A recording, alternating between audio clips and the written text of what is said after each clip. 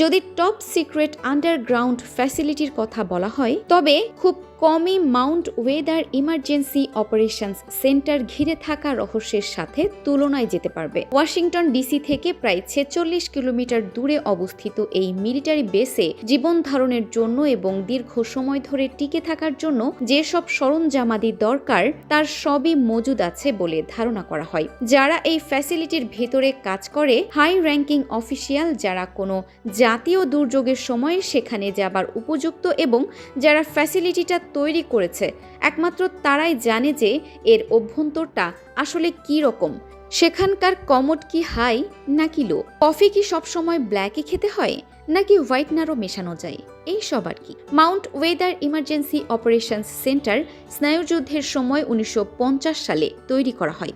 এখন পর্যন্ত এটা অপারেট করা হচ্ছে শেষ ভরসা হিসাবে। এটার চার্জে আছে federal emergency management agency staff FEMA।